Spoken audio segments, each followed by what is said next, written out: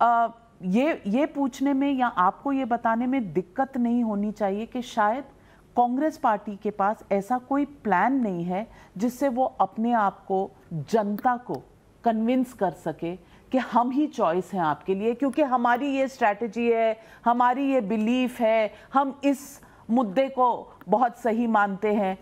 ऐसा नहीं हुआ क्या आपके साथ?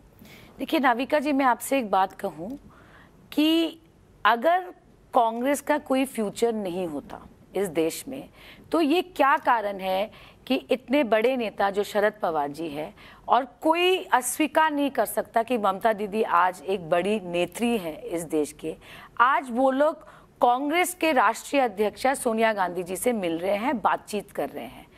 इसका मतलब कांग्रेस का आज भी रेलेवेंस है। शायद मैं कोई विशेषज्ञ नहीं हूं, पर प्रशांत किशोर जी भी कहते हैं कि without Congress there is no way of defeating the fascist regime of Narendra Modi. तो कांग्रेस अगर इतना ही इरेलेवेंट होता तो ममता दीदी, शरद पवार जी, सीपीएम, आरजेडी सब लोग क्यों सोनिया जी से मुलाकात कर रहे हैं 24 की प्लानिंग के लिए? आप बताइए। ये मेरा कहना नहीं है, ये देश में हो रहा है।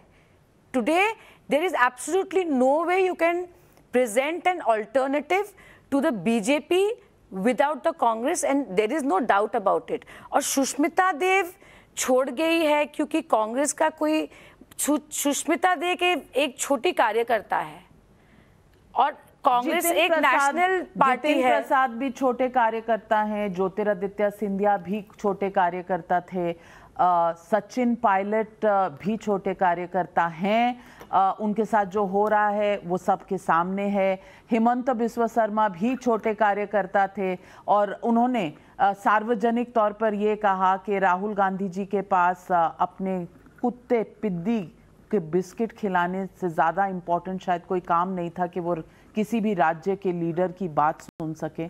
ये सब छोटे लीडर कांग्रेस छोड़कर आए हैं पिछले कुछ ही सालों में, और कुछ तो बहुत रिसेंटली।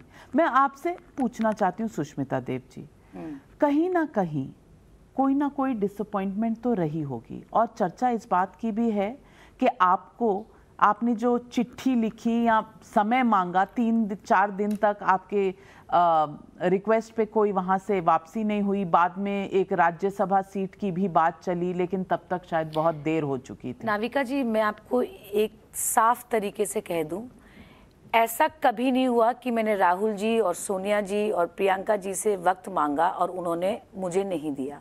एक एसएमएस पर भी जवाब और मेरे समस्या का समाधान होता है, ऐसी कोई बात नहीं है। दूसरी बात, आप मेरे से बार बार कारण पूछ रहे हैं।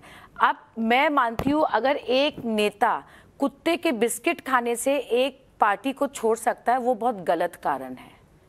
मेरा कारण इतना शैलो और इतना सस्ता नहीं है, ये मैं बता सकती हूँ। जो आप मुझसे कह सकते हैं कि आपने छोड़ के गलत किया, मैं मानती हूँ कि मैंने छोड़ा, बिल्कुल छोड़ा, मैं अस्वीकार नहीं करती। और जो कदम मैंने उठाया, उस कदम को उठाने के बाद I have to live with that choice, मैं बिल्कुल डिनाई नहीं करती। पर माई कॉन्शियंस इज क्लियर। मेरी हिंदी ज़रा कमज़ोर है, इसलिए मैं थोड़ा इंग्लिश में भी बोल रही हूँ। माई कॉन्शियंस इज क्लियर। देखिए, आज आसाम में बीजेपी है, दिल्ली की सरकार बीजेपी की है। मेरे लिए बहुत आसान चॉइस होता है बीजेपी में चले जाना। लोग तो ये भी कहते हैं कि हेमंत के साथ मेरा बहुत अच्छा रिश्ता था, तरुण गोगोई जी जब चीफ मिनिस्टर थे, पर मैंने जो कदम उठाया, Navika ji, you are a political analyst. आज आसाम में पॉलिटिकल एनालिस्ट जिसके साथ कांग्रेस पार्टी छुआछूत बिलीव करती है। आप जानती हैं कि पिछले कई सालों से कांग्रेस पार्टी टाइम्स नाउ से बातचीत नहीं करती, टाइम्स नाउ नव भारत से बातचीत नहीं करती, हम जैसे जर्नलिस्ट से बात नहीं करती। ये बिल्कुल सच है। और आज आप यहाँ बैठी हैं, पर मुझे कुछ ना कुछ तो बदला है। सी नविका जी, ये सही है कि कांग्रेस पार्टी आपके चैनल पे नहीं आती, पर आपका मन इतना बड़ा है कि आप सारा दिन कांग्रेस पे ही न्यूज चलाते हैं। नहीं, हम